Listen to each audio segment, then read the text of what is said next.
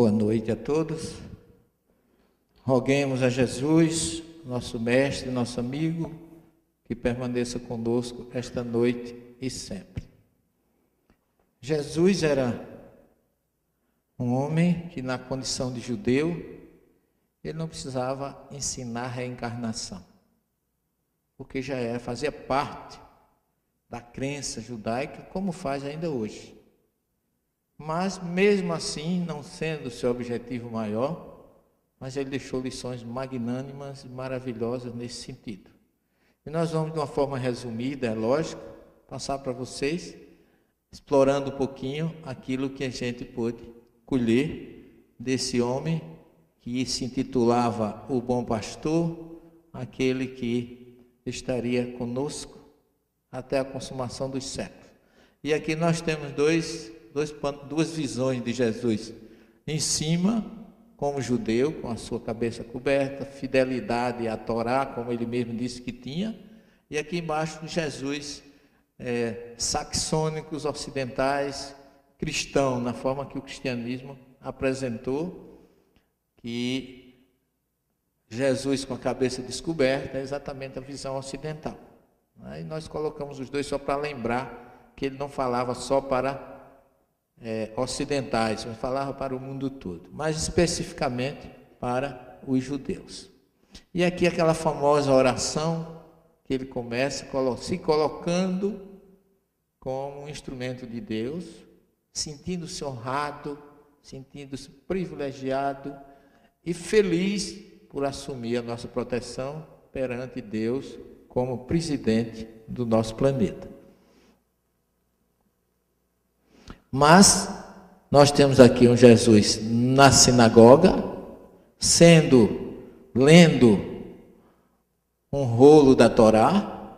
Eu não sei se está muito claro, se vocês estão vendo bem daí, se está havendo algum problema. Dá para ver, né? Ok, porque o menino também precisa filmar. Não é isso, Felipe? E a ausência de luz às vezes dificulta.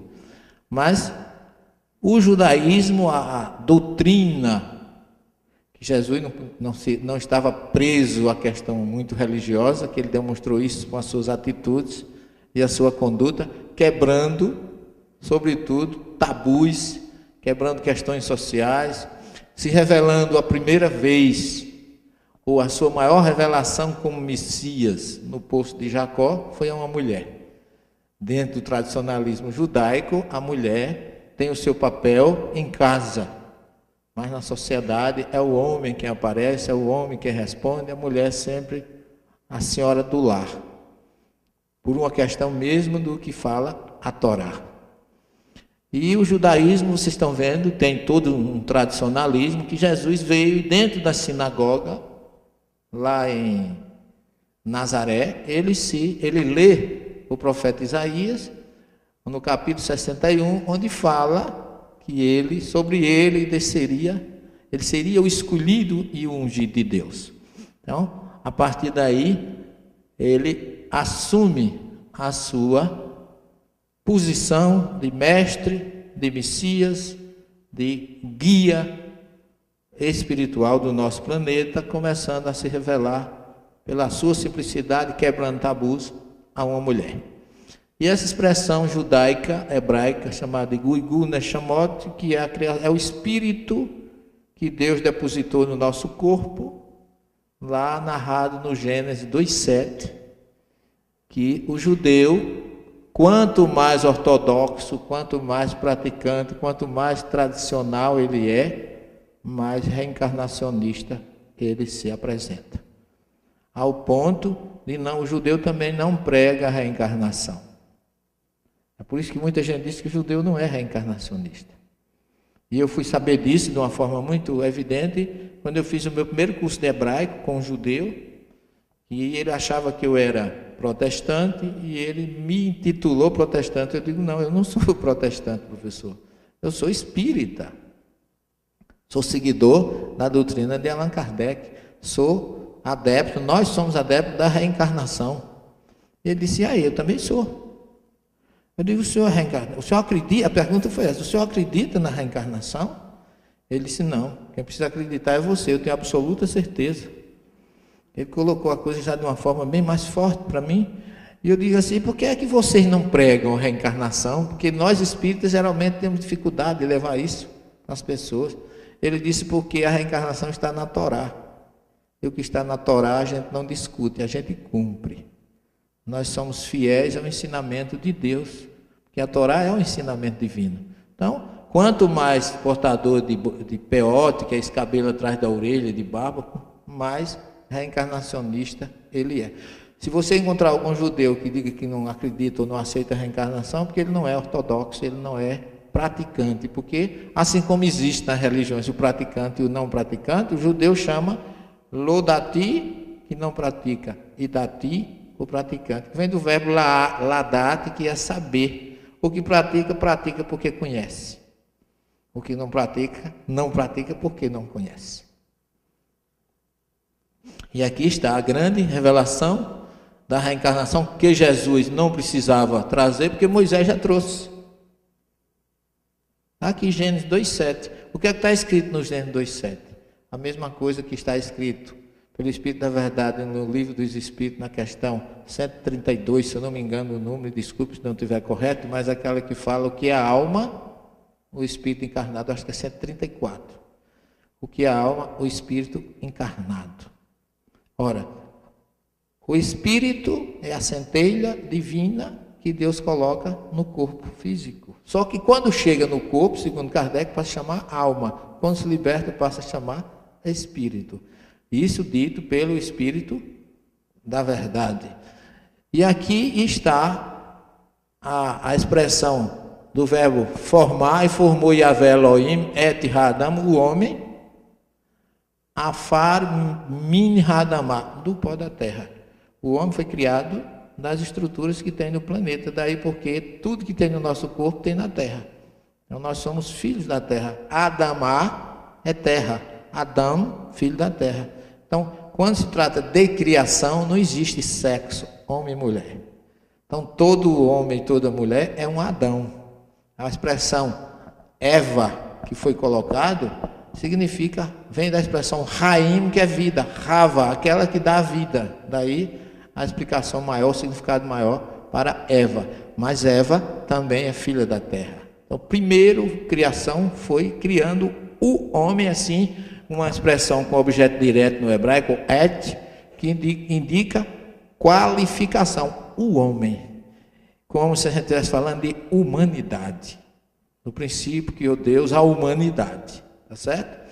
E por isso que Adão como personificação não existe.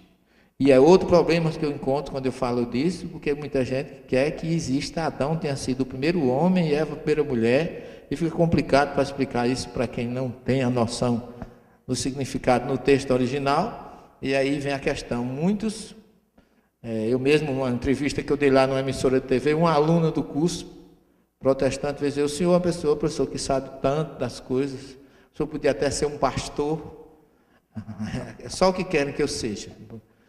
Mas o senhor dizer que Adão e Eva nunca existiu, para mim é terrível. Eu digo, minha filha, eu já visitei o Israel várias vezes, já visitei os caminhos de Moisés, os caminhos de Jesus, conheço o túmulo de Abraão, de Isaac, de Jacó, de Raquel, de Jesus, de Moisés, de Absalão, de João Batista, mas o túmulo de Adão e Eva eu nunca vi. Era para existir lá, que não faz parte da criação. Então as pessoas querem acreditar no maravilhoso e no sobrenatural. Então, agora que vem a questão importante.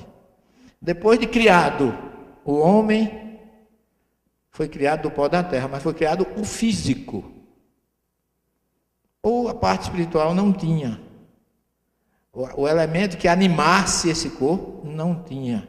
E aí Deus, na sua infinita misericórdia, cede a sua centelha espiritual, que vem, segundo Moisés, de uma forma bem didática, ele diz, vá e afar, que é o verbo soprar, inocular, introduzir. Introduzir no sentido de ar, de sopro, de hálito, de espírito. E soprou Beapaive em seu nariz ou em suas narinas, que é a cavidade respiratória do nosso organismo começa pelo nariz. Soprou o quê? Neshamat Haim, um sopro de vidas, no plural. Significando que esse elemento que foi criado aqui, o Neshamat Haim, ele foi criado para ter múltiplas existências e não uma única existência. Nesse sentido, depois que ele criou esse sopro de múltiplas existências, e aí, com isso, depois disso, vai rir e se tornou Ha-Adam, o homem, Le-Nefesh Hayah, ser vivente. O animal tem um princípio vital, está aqui. O sopro das múltiplas existências inoculado no corpo físico é que faz com que nós tenhamos múltiplas existências. Pessoal, dessa forma que é narrado no original, Kardec fala em A Gênese. É como se o Livro dos Espíritos e A Gênese estivesse trazendo para de uma forma geral, explicando de uma forma mais palpável, tudo isso que Moisés colocou ali. E Jesus sabia disso, que ele não poderia desconhecer, que esse é exatamente o princípio da dualidade do ser vivo, e não é o Espírito de Deus que entra em nós. Segundo os estudos mais profundos, se o Espírito de Deus tocasse a gente seria fulminado pela energia poderosa que tem. Então, é como se a gente estuda nas obras de André Luiz, através do Chico e outras informações, que espírito muito superior, para descer à Terra, tem que se munir. André Luiz fala até que parece que eles vão mergulhar, que ele precisa de uma espécie de escafandro, para não sofrer o choque da diferença do superior para o inferior. Imagina a centelha de Deus chegar num coitado como eu fulminava. Então é nesse sentido que ele disse, houve uma degradação, o que foi espírito divino se transformou em Neshamah, e ao entrar no corpo passa a ser Nefesh. Então há uma degradação até chegar à parte mais inferior. Só que esse Nefesh, que é o elemento físico que dá a vida, quando a gente perde o corpo, ele desaparece. Mas o Neshamah não. O Neshamah é que tem múltiplas existências. E que nós entendemos como aquele espírito que vai mudando de corpo até de acordo com as encarnações sucessivas. Ok? Então isso é só para a gente ter uma ideia de que Jesus estava integrado nesse processo, que o judeu sabia isso desde Moisés. Não precisava Jesus vir ensinar isso, porque Moisés já falou lá desde a criação. E a gente lamenta que muita gente acha que Jesus só existe no Novo Testamento. Tudo isso é criação e projeto dele. O profeta Isaías fala lá no seu capítulo 40, versículo 3, voz do que clama no deserto, preparai o caminho do Senhor, endireitai as suas veredas. Ora, qual é a voz que clama no deserto, que apareceu clamando no deserto, pedindo ao povo para mudar, que a hora, o reino dos céus está próximo. Então Isaías, lá, 750 anos antes de Jesus, já preparou essa notícia que viria através de João o Batista, que aparece pregando no deserto e dizendo, Tarrazu batechuvá, como eu falei hoje à tarde, entrai-vos para dentro de vós mesmos, reformular-nos interiormente, porque o reino dos céus está próximo.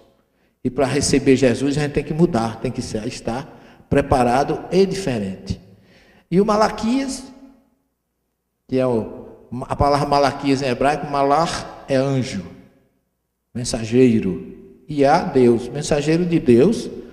Ele traz essa informação no capítulo 3, 23, lá no original. Rinei anochi shelah lachem et Elia hanavi, eis que eu vos enviarei o profeta Elias, lifinei bo yom yavé hagadol ve hanorá, antes que venha o grande e temível dia do Senhor. Malaquias já previa que haveria alguém que viria antes para preparar o caminho de Jesus, e esse alguém, diz ele, eu vos enviarei Elias Hanavi, o profeta. Mas só que Elias Hanavi, o profeta, já tinha morrido há mais de 750 anos, que ele viveu antes de Jesus, 750 anos. Como é que ele ia voltar? Como é que ele viria para preparar o caminho? Ora, Ele não tinha mais corpo. Ele foi um espírito que viveu lá atrás, que falou disso, que viria preparar o caminho, as veredas, e Malaquias disse que Elias viria fazer esse papel. Aqui a tradução. O que é que acontece? Chega João o Batista, que vem identificar que Jesus não foi batizado, foi identificado. É outra coisa que a gente tem que tirar do nosso chip, né? Muda o pendrive aí, faz qualquer coisa, mas Jesus não foi batizado, não precisava. O papel de João era identificar. É tanto que quando ele se aproxima, João diz: eu é que preciso ser batizado por você. O que você está fazendo aqui, né? Jesus disse: é preciso que se cumpra o que falou as Escrituras e os profetas. O que é que falava? Que você viria para me identificar, chamando a atenção da mudança para a chegada dele. E para completar a história, Jesus fala para os discípulos a respeito de João. Quem é que diz quem foi João? O próprio Jesus. Nós somos ingratos, a própria igreja foi ingrata por uma questão de querer afastar João, porque era primo de Jesus, e os deuses que a igreja colocou Jesus como Deus. Deus não tem família. Então não podia ter irmão, não podia ter sobrinho, não podia ter primo, não podia ter pai, não podia ter muita coisa, porque Deus não tem isso. Então, Jesus vem e diz o seguinte: vocês foram ver o que no deserto?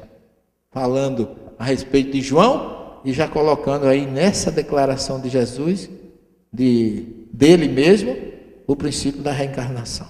Que era acreditando nele. O que vocês foram ver no deserto? O que está lá? Jesus começou a dizer às multidões a respeito de João: o que foste ver no deserto? Uma cana agitada pelo vento?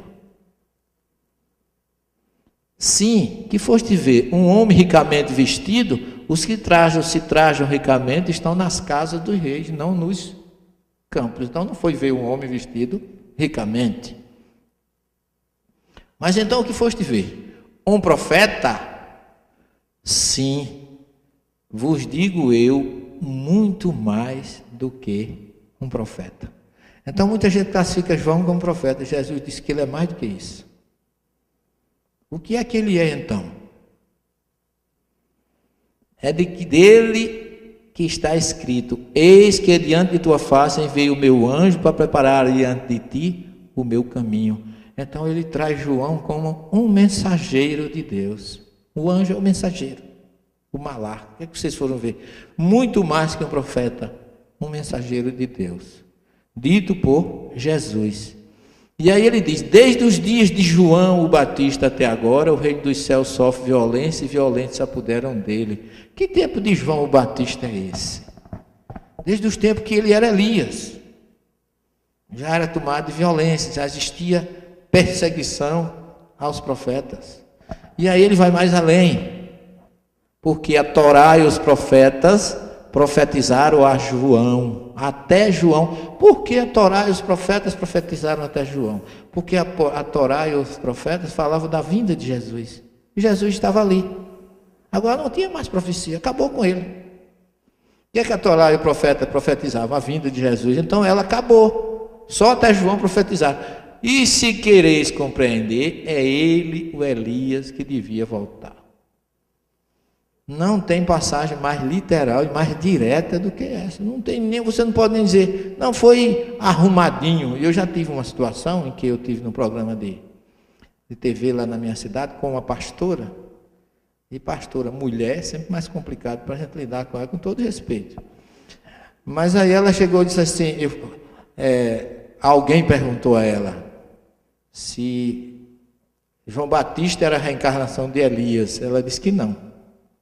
Porque perguntaram então a João Batista: quem és tu? Tu és o Elias? Ele disse: não sou. Aí perguntaram: tu és profeta? Ele também disse: não sou. Eu disse: realmente, pastor, a senhora está dizendo que João Batista disse que não era Elias, mas a senhora acha que ele era ou não um profeta? Não, ele era profeta. Mas quando ele disse que era profeta, a senhora acreditou. Agora, quando ele disse que não era Elias, a senhora não acreditou, por quê?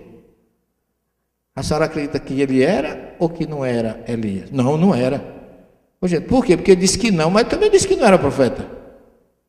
Como é que a senhora está dizendo que ele era profeta se ele disse que não era? Se a senhora disse que ele disse que não era Elias e a senhora acreditou, a senhora também tem que dizer que ele não era profeta. Só tem um detalhe, minha filha. É que Jesus disse que ele era mais do que um profeta e que ele era o Elias que devia voltar. E entre Jesus e ele, eu fico com Jesus. A senhora fica com quem? Aí ela entrou no mais. Porque as pessoas querem refletir ou raciocinar só com um lado da questão. E a doutrina espírita não tem meia conversa. Ou é ou não é, não tem meio termo. É como Jesus ensinou, sim, sim, não, não. Isso aqui é uma cadeia de montanhas que tem lá, chamado, conhecidas lá em Israel como cadeias de montanhas do Hermon, que é aquele monte, o maior monte que tem lá, chamada Alta Galileia, aonde está a nascente do Rio Jordão. E Jesus andava tudo aquilo a pé. Subia da Galileia, ia para aquela região. Ele subiu aqui também, nessas cadeias de montanhas, e foi parar exatamente nesse monte, no sopé do Monte Hermon, onde ficava uma aldeia chamada Cesareia de Filipe. Não era Filipe Salomão, mas era primo. E Cesareia de Filipe, Filipe foi um dos filhos de Herodes. Quando foi dividida aquelas aldeias ali, então Filipe teve uma Cesareia que ele construiu em homenagem a César, como tem Tiberíades em homenagem a Tibério, e assim sucessivamente, a questão política. E nesse local, é um local muito bonito, a gente visita sempre, pesquisa. Aqui é o nosso guia Davi, né? Eu chamo meu grande professor. Esse homem tem uma cultura e uma humildade. Geralmente as pessoas muito cultas são muito humildes, né? Eu quero ser humilde, por isso que eu trabalho para ver se um dia eu consigo ter algum conhecimento para me considerar humilde. Porque esse homem, ele é um gênio. Esse homem, por amor ao Brasil e aos trabalhos que a gente faz em Israel, ele foi estudar cristianismo. Ele é judeu. E, coincidentemente, a esposa dele, Dona Miriam, é médium de cura. É coisa interessante.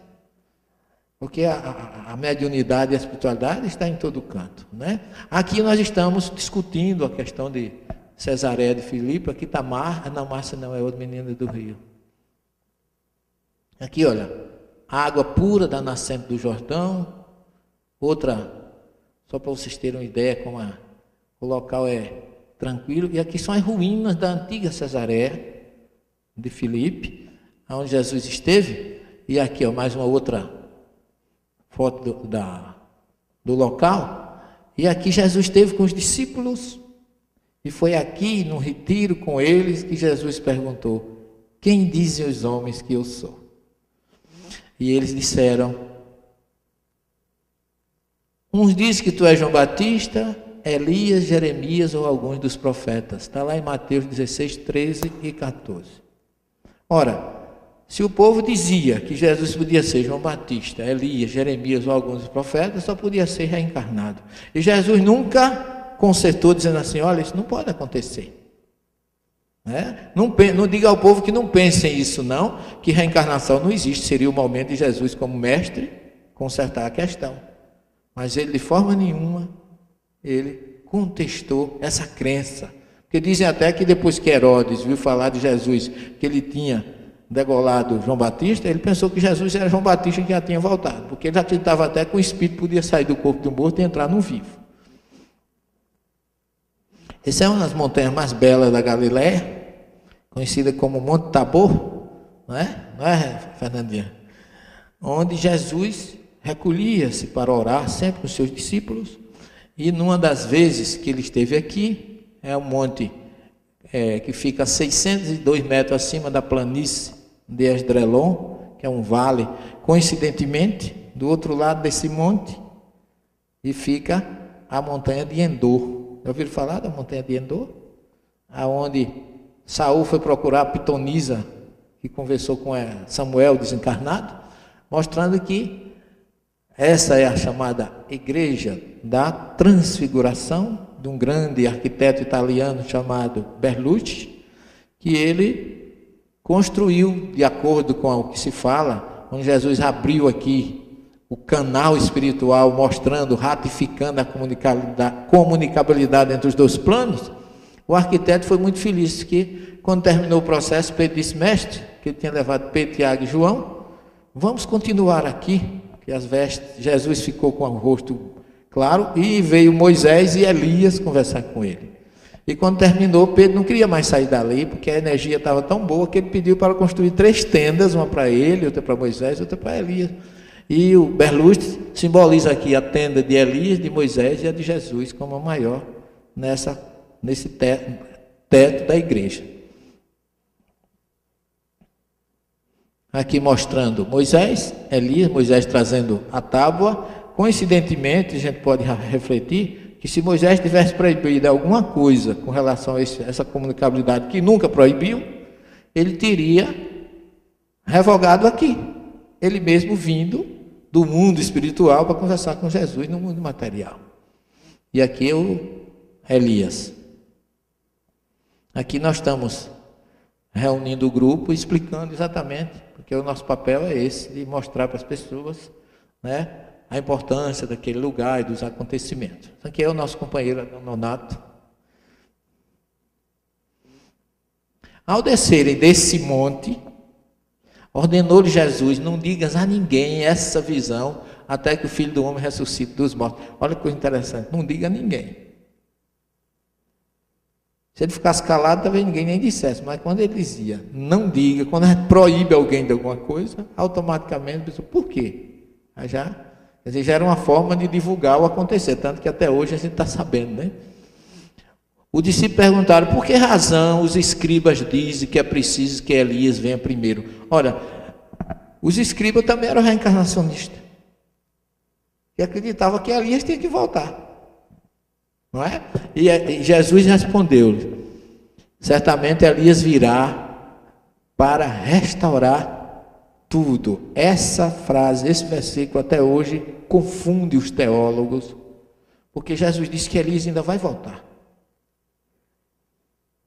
Tá certo? Tinha voltado, tinha acontecido tudo, mas Elias ainda iria voltar para restaurar todas as coisas. E aí ele diz assim: eu vos declaro que Elias já veio e não o reconheceram, mas antes fizeram tudo o que quiseram. Então compreenderam os discípulos que era de João Batista que ele falava. Então está palpável que eles sabiam que João Batista era a reencarnação de Elias, porque não é, além de ser crença pela Torá, Elias, o profeta Elias tinha falado isso, e o próprio Malaquias. Quer dizer, Isaías, não Elias, mas Isaías tinha previsto isso, e Malaquias também. Esses aqui são os famosos típico fariseu, que está lá em Lucas 11, 49 a 51, Jesus entre eles, né? E aqui, eis porque a sabedoria de Deus disse: eu lhe enviarei profetas e apóstolos, eles matarão e perseguirão algum deles, a fim de que se peçam conta desta geração do sangue de todos os profetas que foi derramado desde a criação do mundo, do sangue de Abel até o sangue de Zacarias, que pereceu entre o altar e o santuário. Isso está lá em... Sim, digo-vos, serão pedidas conta a esta geração. Qual era a geração que Jesus falava? A que estava encarnado no tempo dele, que segundo Jesus era a geração que viveu lá atrás e que estava de volta. E como eles tinham feito tudo, derramado o sangue das pessoas do passado, também seria pedido conta a eles no presente. Lei de causa e efeito, reencarnação, deu o nome que der, mas está bem palpável esse conceito de Jesus. E aqui, no seu ministério na Judéia, ele realizou coisas fantásticas, inclusive esses próprios ensinamentos, entre os quais o mais conhecido entre nós é o famoso diálogo de Jesus com Nicodemos, um fariseu, um homem que admirou-se pelo que Jesus fazia, um homem que sabia que Jesus não era um ser comum, porque ele era, muita gente diz que ele era príncipe, ele não era príncipe. Ou diz que era principal, na verdade ele era Nasci. Nasci é dirigente. Ele era o presidente, vamos dizer assim, do grupo dos fariseus. E ele, vocês veem que Jesus fazia coisa na Galiléia e tinha fariseu lá cobrando. Em Jerusalém tinha já fariseu lá cobrando. Nicodemos fazia questão de saber o que Jesus fazia, para saber realmente quem era Jesus. Só que Nicodemos, conhecendo a Torá diz assim: ai daquele que não der ouvidos a um profeta. É um erro. Não ouvia um profeta. E segundo, o que Jesus fazia mexia com Nicodemos. E Nicodemos já velho, depois dos 70, meu pai dizia que quem de morro não morre, de velho não escapa, né? Chegou o momento, ele foi de uma família muito nobre, sempre mandou. E Nicodemos, naquele aniversário dele em Jerusalém, ele passou a refletir sobre o futuro da sua vida. O que é que ele fez até agora? Mandou e foi obedecido. E de si mesmo, o que é que ele fez? Nada. E aí ele sabe que Jesus está em Jerusalém, na casa de um amigo.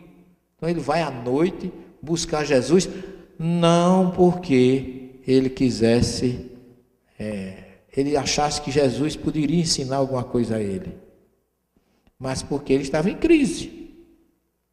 Tá certo? Então ele chega lá, qual é a saudação que ele faz a Jesus? Rabi. Olha a diferença.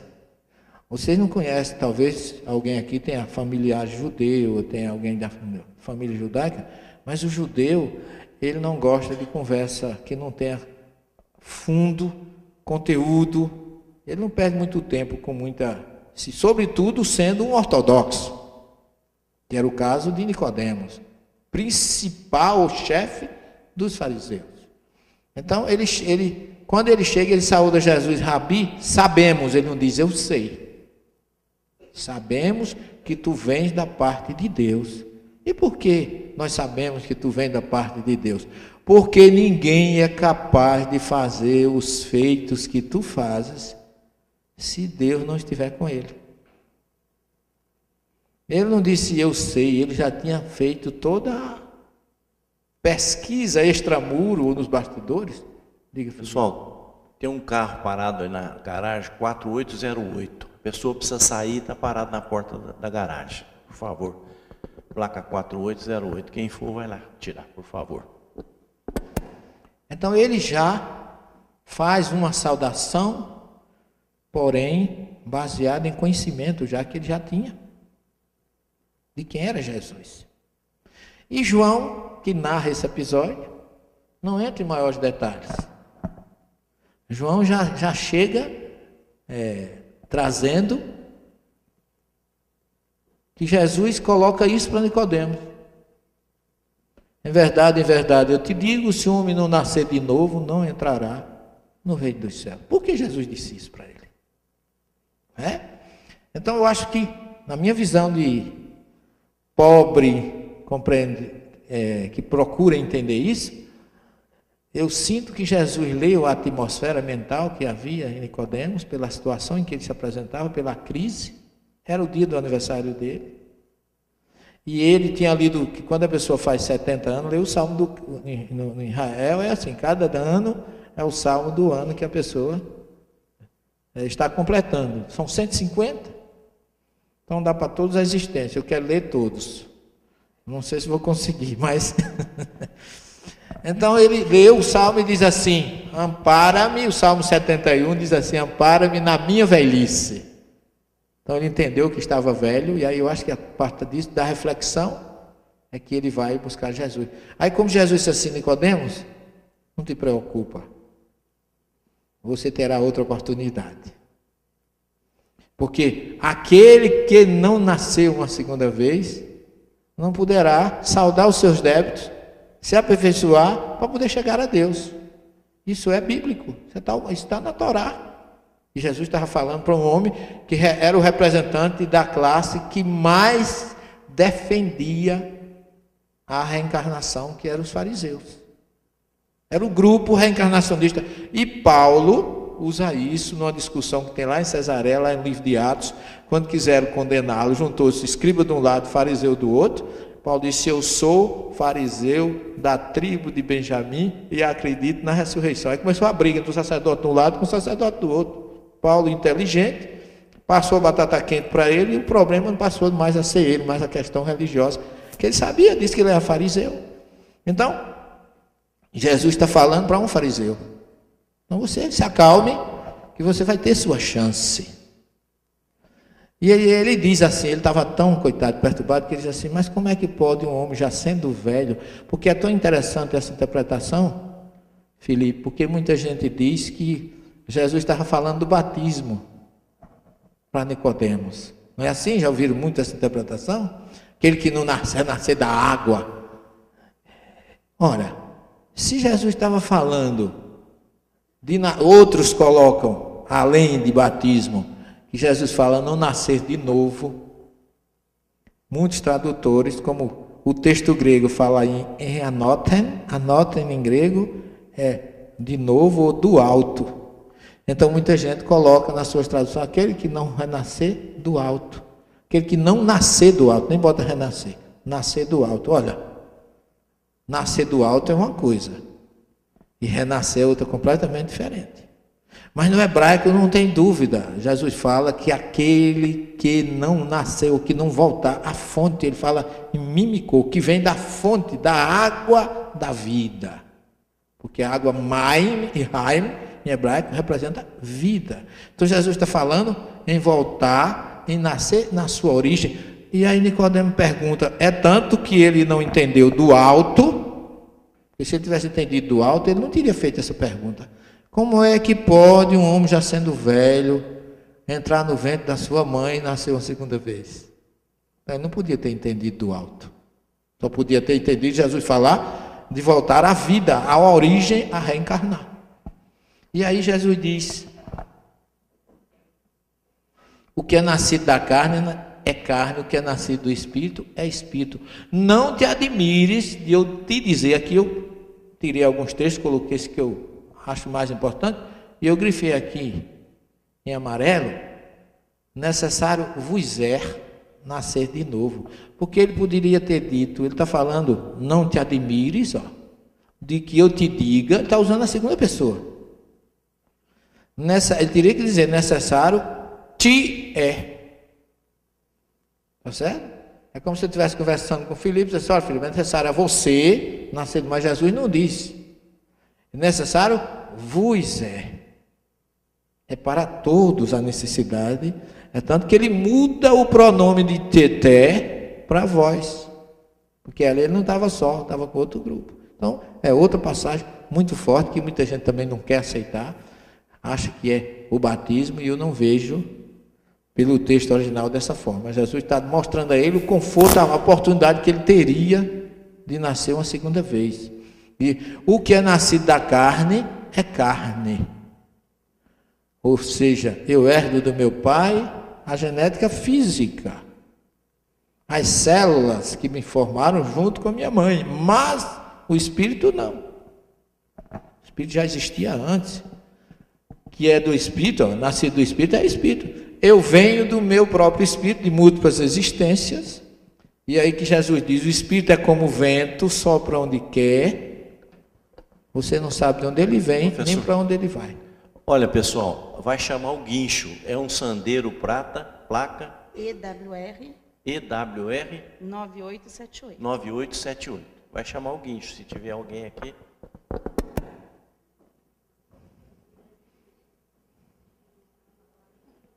Tudo bem, sem problema, Felipe.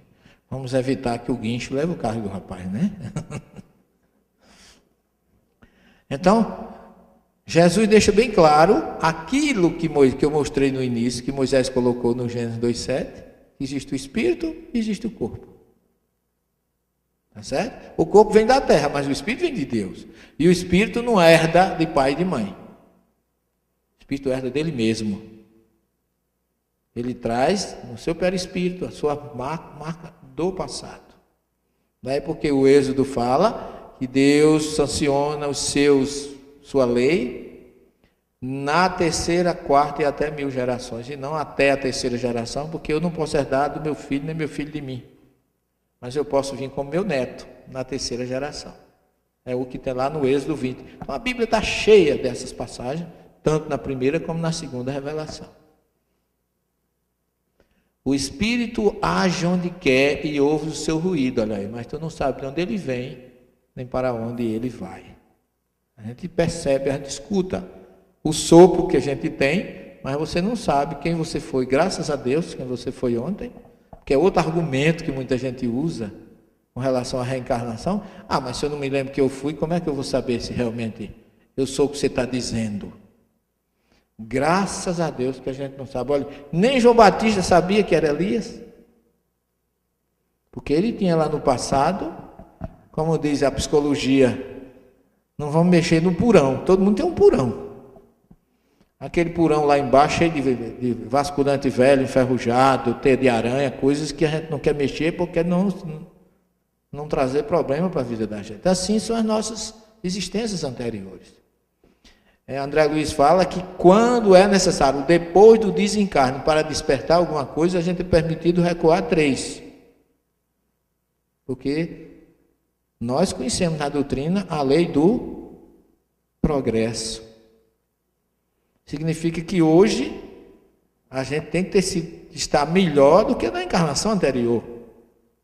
E analisando friamente, com tudo que a gente já evoluiu, dá uma analisada, uma meditada interior e ver que coisas sem significância somos nós. Imagina ontem.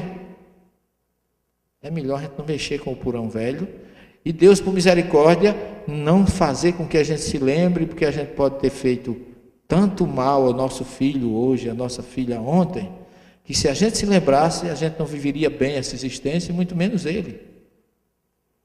Porque a gente só quer se lembrar, como muita gente às vezes na doutrina vem falar comigo, que quer fazer TVP.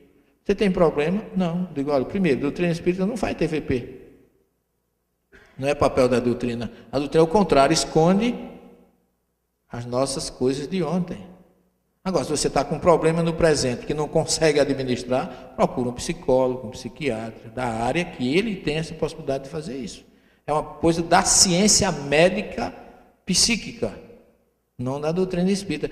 Professor, mas já me disseram que eu fui a rainha Elizabeth III, não sei de onde. Quer dizer, o cara só quer ser 31 de fevereiro. Quer dizer, ele está querendo matar uma curiosidade de egoísmo que foi importante. Se não é hoje, quer ter sido pelo menos ontem. O que acaba denotando um orgulho, uma coisa que, olha, vamos agradecer a Deus o que a gente é agora e trabalhar para ser rei amanhã, mas ontem não vale muito a pena. Se for um faraó, Deus me acuda. E eu costumo dizer assim, todo mundo só quer ter sido rei, não é? Só quer ter sido príncipe, rainha. Ninguém quer fazer TVP para descobrir que foi Lampião, Maria Bonita. Ninguém quer. Então é melhor a gente não mexer com essa questão. Se você não pode conviver com um problema psicológico no presente, procura um médico. Ok?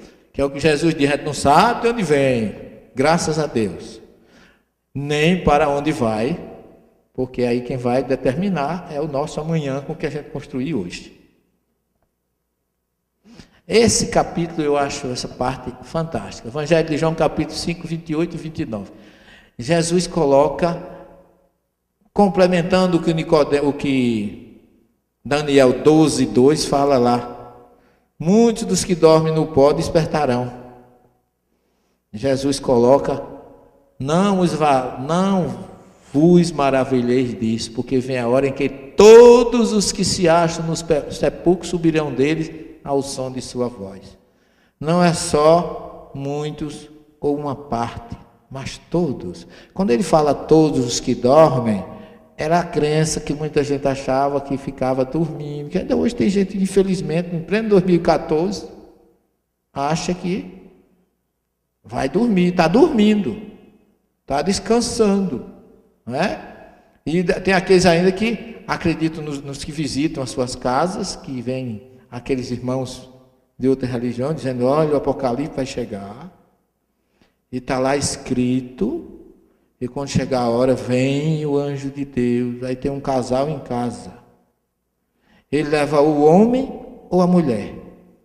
Um parente nosso, quando ele saiu, disse: ó, quem vai é tu, viu? Eu não vou não. Quer dizer, muita gente acredita literalmente nisso. Jesus coloca essa metáfora e dizendo assim: os que dormem ouvirão a voz, eu vou o despertar, porque todos nós despertamos no mundo espiritual. E aí ele coloca: os que praticaram o bem irão para uma ressurreição de vida. Quer dizer, um despertar no mundo espiritual. E os que praticaram o mal subirão para serem julgados. Se você já evoluiu o suficiente, você entra na plenitude da ressurreição. Por isso que Jesus diz: eu sou a ressurreição e a vida. Porque ele já era o último estágio. A gente é que fica ainda em encarnações sucessivas, porque a gente deve muito. E aí, muitos tradutores colocam isso, ressurreição da vida, praticar o mal para condenação eterna. Tem muitas traduções assim, lamentavelmente. E eu digo, se Jesus, isso aqui é uma tradução nossa.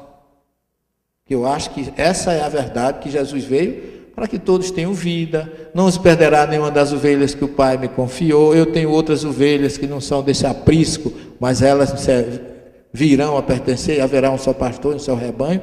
Porque se Jesus tivesse vindo dizer que os que fizeram o bem iam para a ressurreição de vida, que fizeram o mal para uma condenação eterna, ele tinha perdido. Ele veio fazer o que aqui?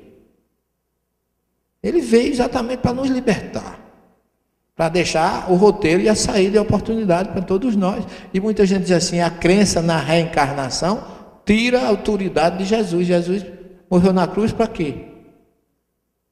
Eu digo, Jesus morreu na cruz para chamar a nossa atenção para o que ele deixou como código, que é o Evangelho.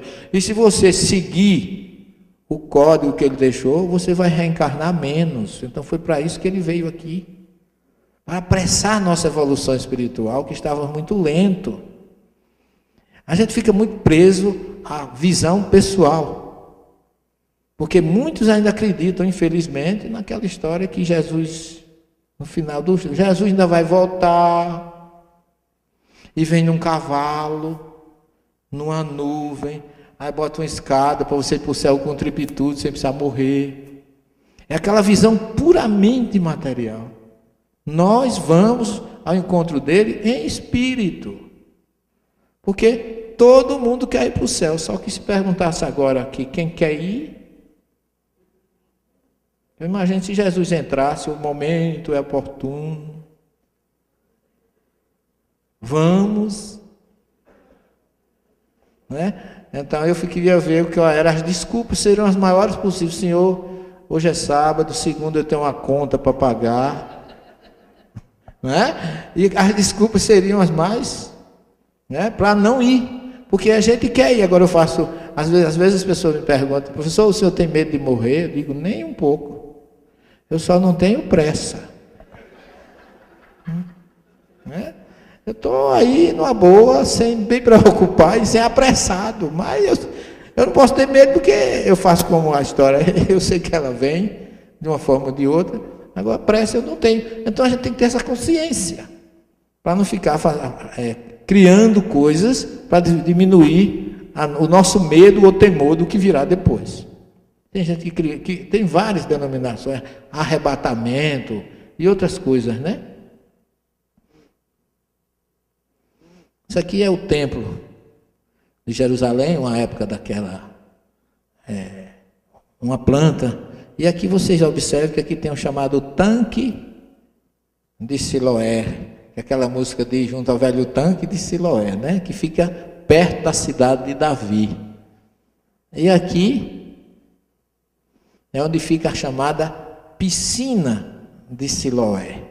Você sai de dentro da cidade de Davi, hoje ela está praticamente toda aterrada, e aqui na entrada tem uma placa, ó, Shiloah Pu, que em hebraico é Beirachat Ha-Shiloah, que é do verbo enviar. Por quê? Porque conta a história, segundo João 9, que aqui nessa piscina Aqui, ó, ainda tem água daquela época, aqui tem um pouquinho, mas a piscina está praticamente toda aterrada. Aí Jesus encontrou um cego de nascença. E dizem que ele chamou o cego, passou saliva na areia, na terra, fez um lodo, passou nos olhos dele, vai te lavar na piscina. Porém, antes disso, os discípulos perguntaram: mestre, quem foi que errou, ele ou seus pais, para que ele nascesse cego? Ora, se foi o pai, muito bem, estaria na crença antiga de que o filho pagava pelo pai. Mas se foi ele que errou, por que nasceu cego? Como é que ele errou se já nasceu cego agora? Errou quando? Só podia ser lá atrás.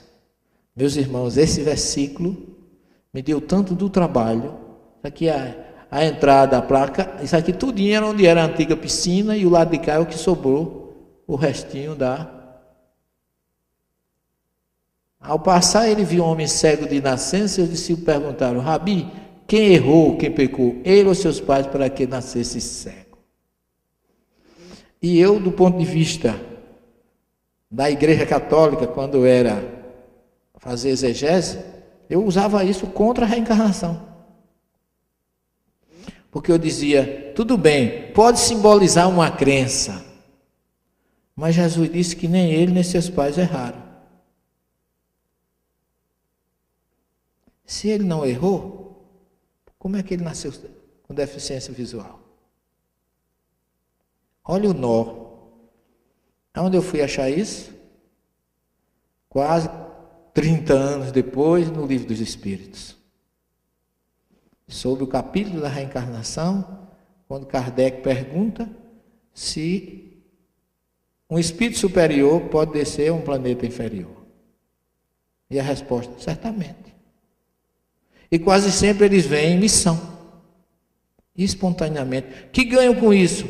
Evolui mais rápido.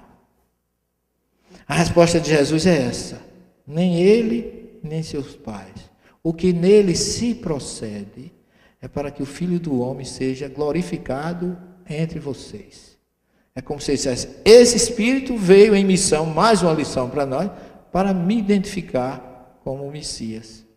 O que não nega a reencarnação, por quê? Porque os discípulos já mostraram que ela existe, senão ele não podia. Porque quem foi que errou para que ele nascesse cego?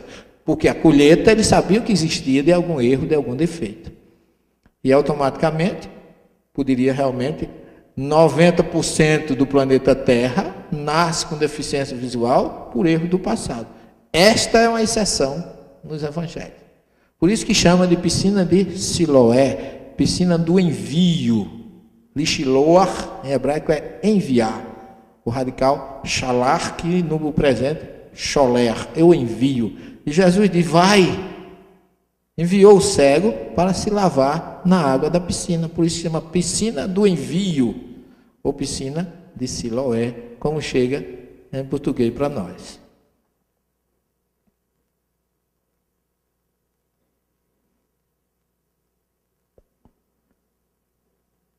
Só é como a gente pode resolver 100% das nossas dificuldades de entendimento do Evangelho, é quando você junta Evangelho com doutrina espírita.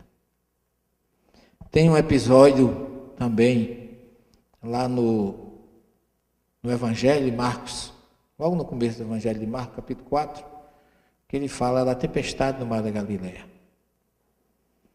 E ele diz que os discípulos estavam pescando, Jesus dormindo, né? E aí veio um vento, porque ali em determinadas épocas do ano existe o canal, aquele canal do Vale do Jordão, eles encanam um vento ali, forma um vento que vai disparar no mar da Galileia, e ali as ondas se envolvem. Eu não sei se foi nessa turma que você teve a última. Vocês foram em que ano? Ano passado? Não, né? Então foi nessa última turma, ano passado, nós tivemos quase uma tempestade no mar da Galileia. Foi, né? Muito interessante, e eu vi coisas, foi muito interessante. Para mim, eu estava revendo aquele momento. E diz Marcos que os evangelistas os pescadores ficaram agitados e Jesus dormia. Jesus dormia na proa, não estava nem aí. Jesus não era feito a pesca, porque a gente vê alguém pescando, pelo menos saber o tamanho do peixe, se vai muito, se sai pouco, mas ele estava nem aí para a questão. E ele foi desperto pelos discípulos: mestre, acorda o homem, senão a gente vai morrer. Acorda, acorda, acorda. Acordaram, Jesus levantou e disse que foi: mestre, a gente vai, se o senhor não der um jeito aí na situação, a gente vai se acabar.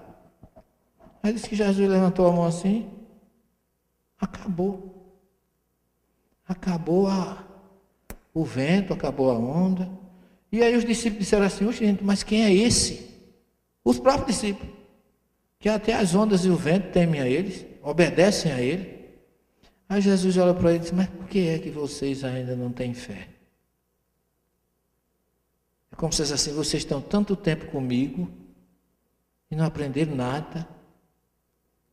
Aí eu comecei a analisar isso. Como é que Jesus fez isso? Influenciar no fenômeno da natureza. Aí a igreja diz: milagre, não é? Foi um milagre. E eu comecei a rodar. Aí eu digo tudo: ou o livro dos Espíritos, ou a Gênese. São as saídas para nós nesse caso. Eu chego no livro dos Espíritos, tem influência dos Espíritos nas forças da natureza. Tempestades, maremotos, tsunamis, terremotos, tudo são causados por espíritos.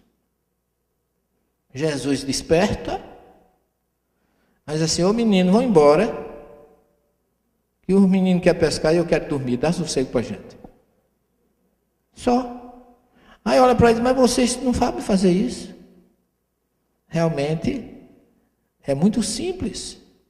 Se eles influenciam na natureza, a gente pode, quem tiver autoridade, dizer: olha, agora eu quero uma temperatura maior, uma chuvinha mais, uma chuvinha menos. Vai chover lá na represa de São Paulo, está faltando água, está faltando...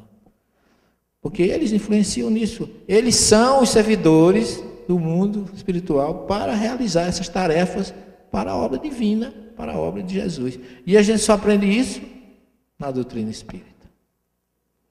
É o melhor, é por isso que está lá escrito. É a chave através da qual tudo se explica de um modo simples. O Espiritismo vai acabar com o mistério. A questão 627 fala disso. O papel dos espíritos é levantar o véu. Que Kardec pergunta: se Jesus já trouxe a lei, já veio tudo isso, para que espiritismo? Isso aqui é uma pergunta de um camarada que tem senso, né? Porque ele já tinha feito 626 perguntas. E os espíritos já tinham dado a resposta a todos. Será que Kardec tinha dúvida ainda sobre o papel do espiritismo? Mas ele queria que o Espírito da Verdade dissesse qual era o papel. O nosso papel é levantar o véu. No tempo de Jesus, a linguagem era figurada e metafórica. Hoje acabou isso. Agora tem que ser esclarecido de uma forma palpável. E esse é o papel dos espíritos. E ainda acrescenta: depois da revelação dos espíritos, ninguém pode pretextar ignorância, porque não tem mais segredo. Está praticamente tudo revelado, a moral, a reforma interior, a ciência que ainda permanece, porque a ciência é viva, mas o restante está pronto. Então nós não podemos ficar atrás do muro, nem esquecer todas essas informações que vêm para que a gente as aplique no dia a dia. E muitos missionários, muitos espíritos evoluídos que vieram ao planeta faziam isso, desafiavam a gravidade, fazia chover onde não tinha chuva. Houve um missionário aqui no Nordeste, chamado Frei Damião, lá no Nordeste, que eu tinha 5 anos de idade, na seca, tá, 1955, quase morre todo mundo de seca.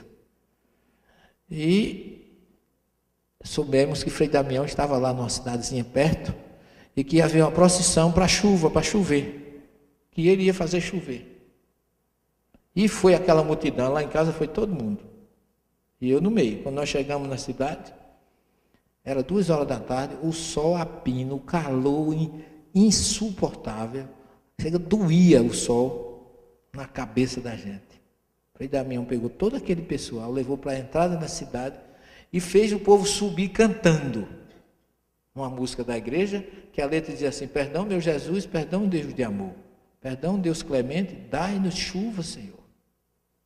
Começou da entrada da cidade, não era uma cidade muito comprida. Quando chegou na metade, começaram a se formar nuvens nos horizontes. Nós, ao entrarmos na igreja, todo mundo emocionado. A chuva caía em abundância. Quer dizer, esse homem teve o poder de conclamar e trazer espíritos para realizar uma chuva, uma tempestade. Isso eu presenciei com 5 anos de idade. Então isso mostra que o que está escrito lá no livro dos Espíritos é uma verdade. Basta que a gente, sabendo tudo isso, utilizar em nosso benefício. E não ficar dando trabalho a esse homem que é tão bom e tão maravilhoso, que além de nos trazer tudo isso, ainda convidou esse grande homem para vir cumprir a missão de trazer a terceira revelação. E quem conhece a primeira, a segunda e a terceira, tem tudo o que necessita para evoluir. Vamos agradecer a Jesus por esta noite e vamos dizer a Ele, pedir sobretudo desculpas, porque ainda estamos muito lentos. A gente era para fazer muito mais, pelo conhecimento que a gente tem. Porque agora nós já temos a informação, falta-nos a prática. Por isso que Jesus diz: amai-vos uns aos outros como eu vos amei, com autoridade. E que Ele possa permanecer nos nossos corações, esta noite, amanhã e sempre.